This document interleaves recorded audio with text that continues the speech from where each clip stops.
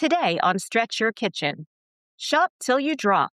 That's not the Stretch Your Kitchen way. Rather, it's shop till you stop.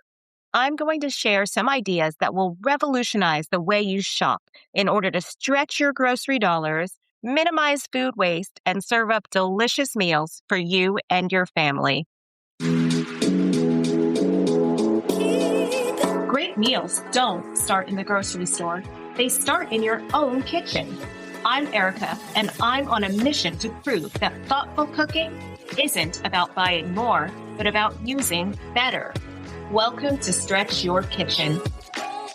I don't know about you, but when I was younger, I loved back-to-school season. I loved starting off the year with a new back-to-school wardrobe. My mom would buy us a wardrobe, and as soon as we got home, we would have to change out of those clothes into play clothes because you couldn't wear your school clothes to play. Well, as we got older, there was nothing that we girls, me and my sisters, liked more than shopping with friends. So we would love to go to the mall and hang out. And we didn't really have a lot of money, but whatever we did have, we would spend, usually on Taco Bell or something like that. Eventually, we got older and we all developed our own personal styles, clothing styles, that is. We didn't really want mom picking out our school clothes anymore. And so one year she acquiesced and she decided that she would give each of us a certain budget for our school clothes. So off to the mall, we each went with our respective groups of friends. I was an early teenager at that time, and back then, Guess jeans were all the rage. So I wanted Guess jeans, and I wanted Esprit or Forenza sweaters because they also were the rage, and you wore them backwards with the V in the back. That was the style. Even then, those Guess jeans and Esprit sweaters were over $40 each, and that was a lot of money. I am in my 50s, so we're talking about many years ago. Needless to say, that year, my back-to-school wardrobe consisted of 2 pairs of Guess jeans, 4 sweaters, and 1 jean skirt. That's all for my freshman year of high school. That was rough. Little did I realize that by spending carelessly or without an understanding of how far those dollars actually could have stretched, I ended up re-wearing the same clothes day after day. Maybe I could have chosen more versatile pieces that could have been mixed and matched, sort of like a capsule wardrobe. Or maybe I could have gone with less expensive pieces that looked similar to those designer brands. We call them knockoffs today. I probably should have gone in with an open mind and just looked to see what the best back-to-school deals were, but I didn't. I did learn a very valuable lesson, though. Even on a limited budget, I would have been better served by figuring out ways to maximize my wardrobe, not my designer image. Instead, I shopped till I dropped for about 20 minutes till I ran out of money, so it didn't work out so well. But that leads me to today's Kitchen Quest. The Kitchen Quest is where I tackle new topics each week to help you stretch your grocery dollars, minimize food waste, and turn what you already have on hand into delicious, flavorful meals. As you know by now, I am a huge advocate of using what you have on hand. I pretty much freeze everything. I do hope that you feel that you're becoming more creative in your kitchen. I'm sure you are. You're freezing everything and templating recipes and experimenting with flavor profiles. And of course, I truly believe that thoughtful, creative cooking isn't about buying more, but about using better. Nevertheless, as diligent as you may be in using what you already have on hand, you will eventually run low on proteins or vegetables or starches or dairy items or all of the above, because the reality is that eventually we all have to shop. Inventory doesn't just rematerialize on its own. But the question is, how do you shop? If you're like most budget-conscious grocery shoppers, you meticulously plan out meals and then you write down ingredients, see what you already have on hand, and you make a grocery list to supplement so that you can prepare those recipes. That seems very logical. But let me make an analogy for you. Think about the story that I just told you about in the intro to this podcast. Remember, I made a list. I wanted Guess jeans and Esprit and Firenze sweaters. Period. They were on my list. But I boxed myself into those options in my mind rather than seeing what was available and priced to fit my budget in order to maximize my clothing dollars. Likewise, when you enter a grocery store with a preconceived list that's designed to fit a specific meal plan, you limit yourself to those specific ingredients, leaving little room for what is available that day that might maximize your grocery dollars. I'm going to propose an alternative. This is the next step in the journey to stretch your kitchen, and that is let go of shopping lists and transition to shopping categories. Then shop till you stop. We've all heard of the food groups or the food pyramid, proteins, starches, vegetables, dairy, and all do have a place in a very well-balanced diet. But there are so many options within the realm of each of these food groups. For example, proteins have red meat like beef, and then there's pork, and then there's chicken, and then there's seafood items, and other alternative proteins like tofu or beans. But oftentimes we box ourselves in or limit ourselves to certain comfortable staples, maybe due to familiarity, maybe due to budget, and budget is a very realistic concern. But proteins like chicken and ground beef and pork chops, they are familiar. And in the vegetable world, carrots and corn and green beans are definitely old faithfuls. But as Stretch Your Kitchen converts, you can actually experiment with a variety of proteins and vegetables and different flavor profiles to create new and varied meals for your family. And that's where shopping categories come into play. I'm going to give you a brief overview of how I prepare to shop. Now, in the interest of always giving you my authentic truth, which I try to do, I must let you know that I usually use online shopping apps like Instacart or individual grocery store online shopping options like Walmart.com for my large grocery orders. And I'll explain more about the why behind that later in today's episode. But whether you choose to online grocery shop or in-person grocery shop, the following methodology still applies.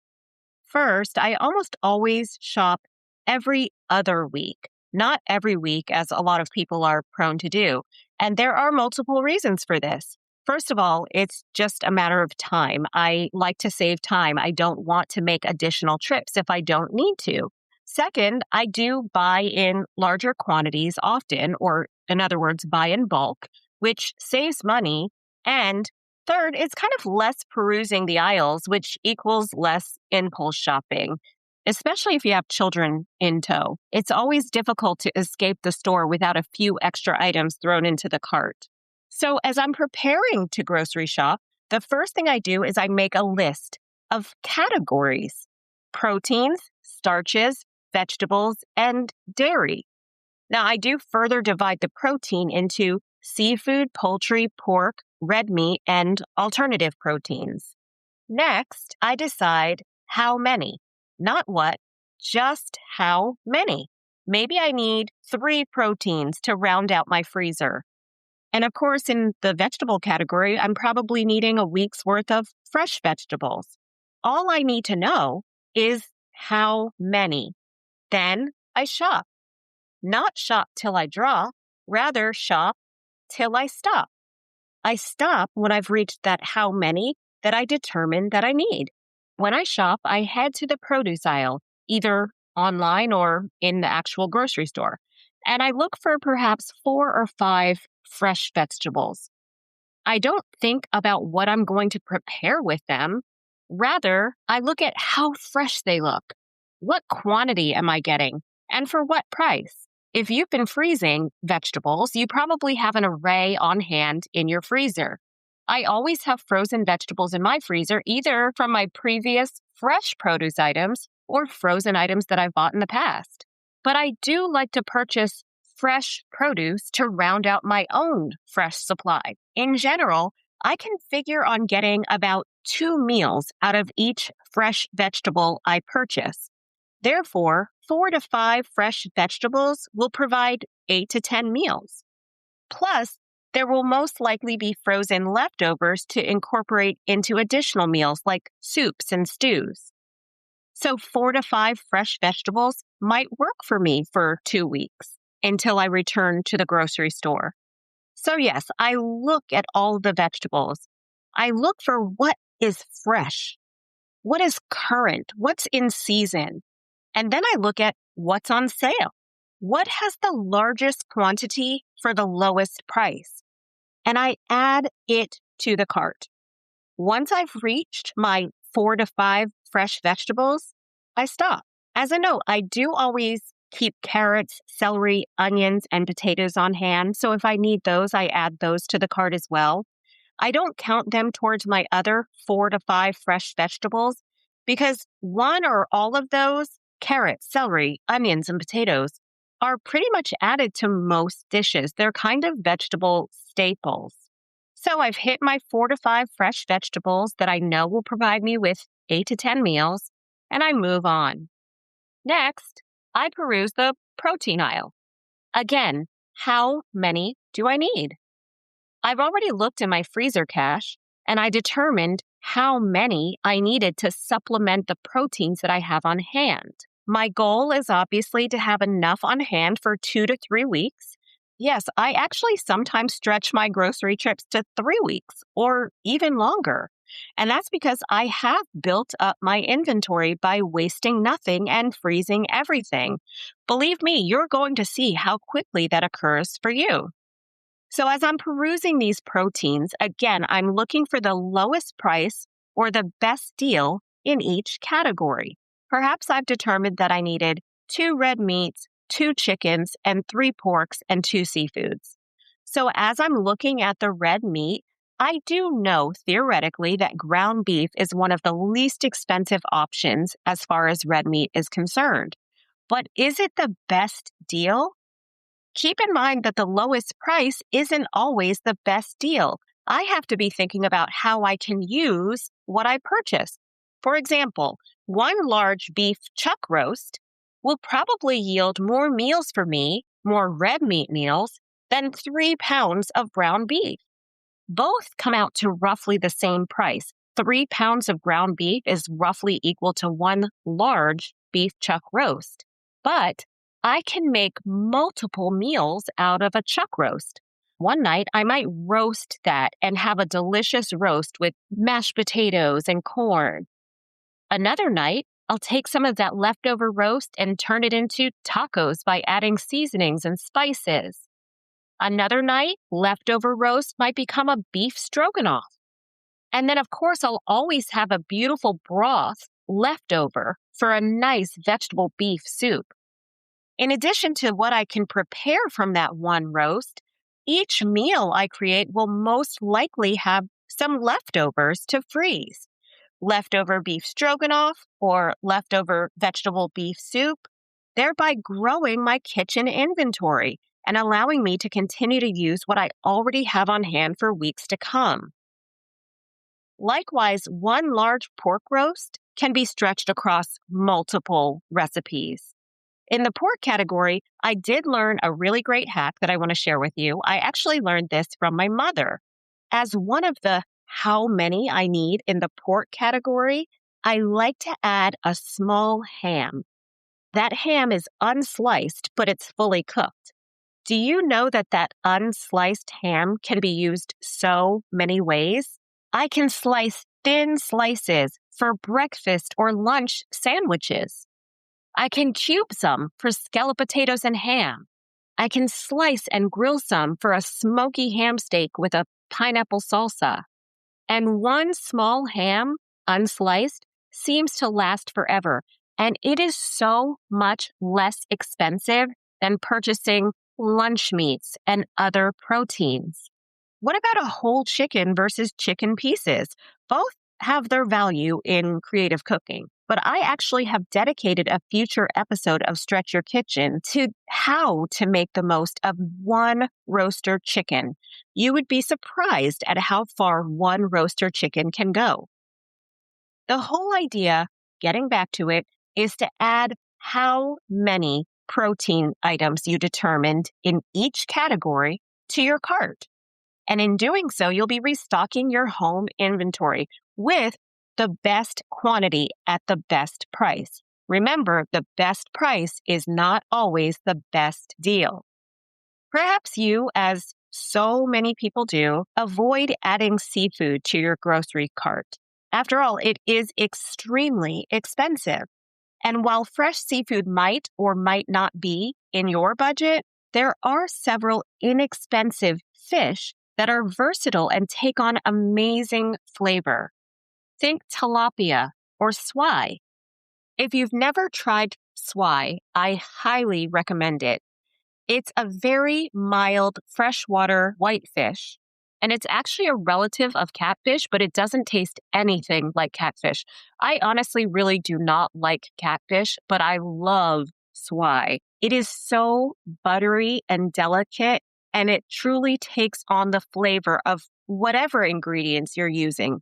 I actually make a delicious coconut milk poached swai. It is one of my husband's favorite meals.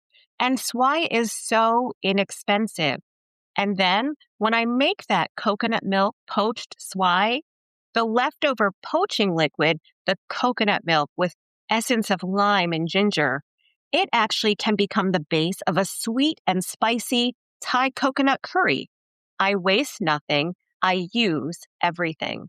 Another option, if the price of seafood seems overwhelming, is canned fish. So many meals can be made from a can of salmon. I actually make a canned salmon poke bowl. It is so fast and so easy and so flavorful. And best of all, so inexpensive. What about canned clams? Canned clams can make a delicious linguine and white clam sauce. Or a couple of cans of tuna can replace ground beef in spaghetti.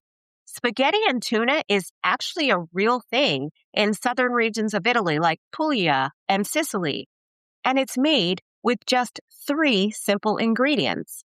I'm going to add some of these recipes to stretchyourkitchen.com. Feel free to use them or template them to use ingredients that you already have on hand. If you're not sure what templating recipes is, please, I urge you to listen to episode 2 of Stretch Your Kitchen. It will revolutionize the way you look at recipes. Getting back to our shopping excursion, we can't forget about dairy items.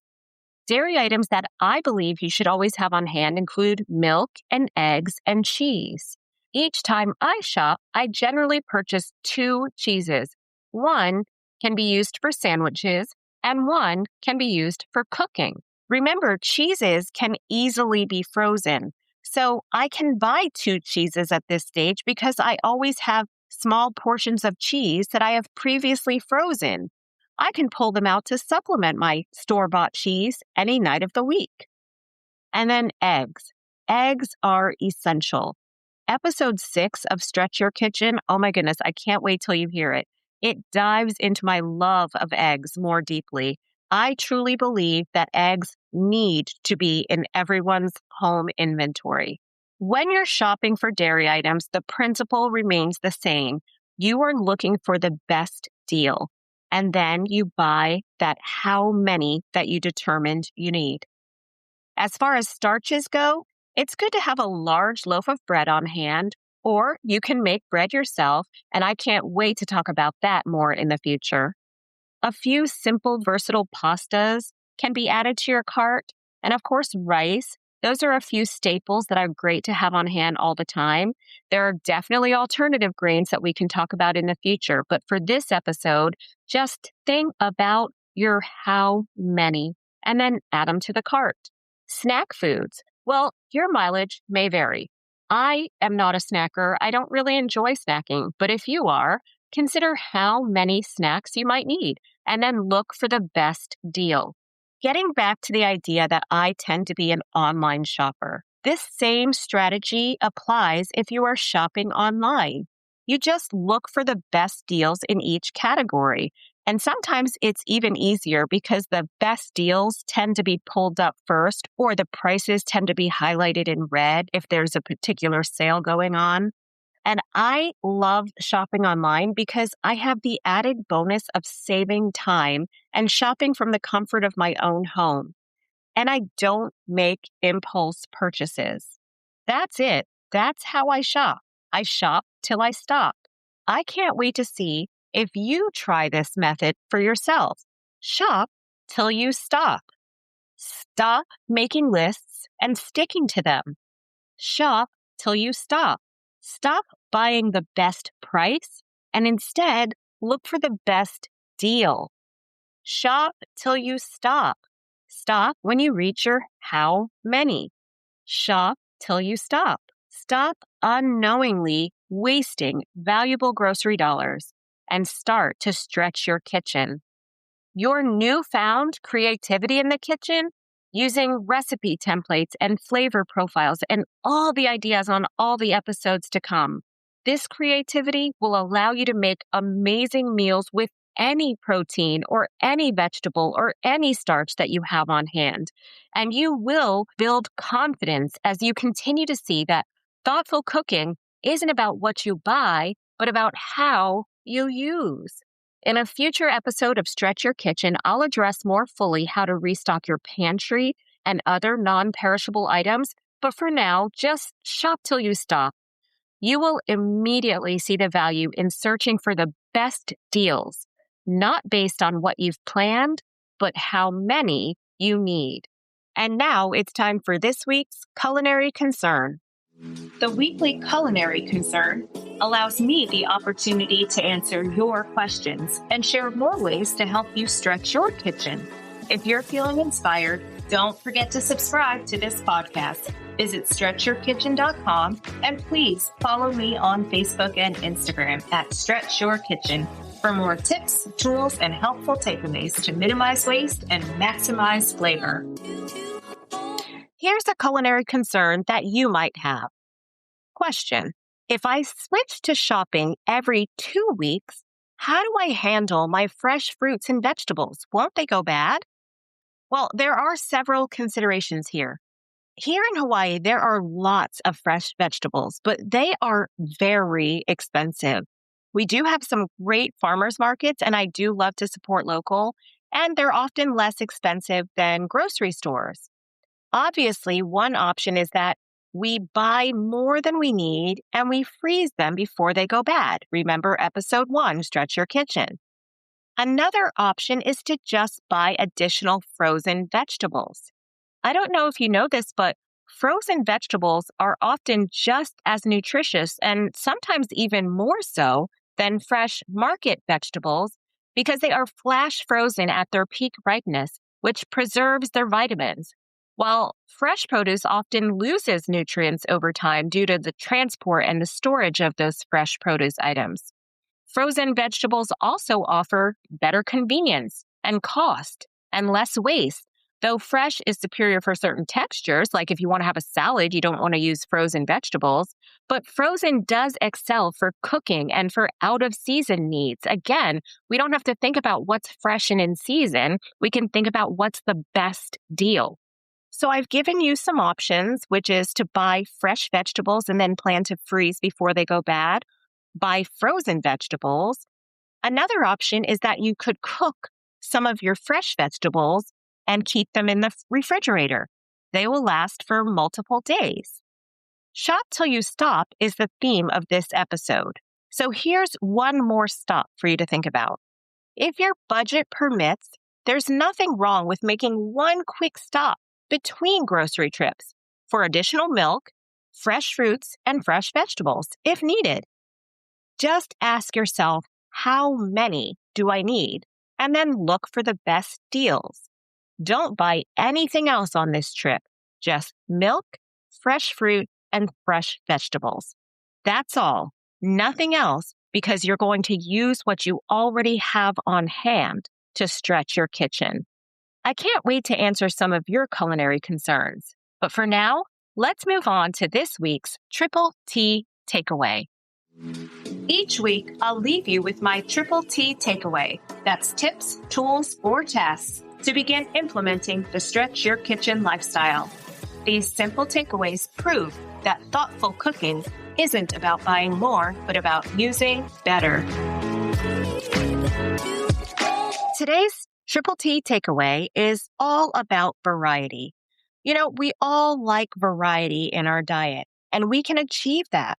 But our goal has to primarily be to stretch our grocery dollars. So today's tip is to practice flexibility in your shopping. Maybe 1 week there are no good deals on ground beef, like I said before. You can easily subtract one from the beef department and add one to the pork or poultry or seafood department, and then buy the best deal. Remember, we can vary the flavor profiles to make new and delicious meals each night. On your next shopping trip, you might find a deal on that red meat that you didn't buy the week before.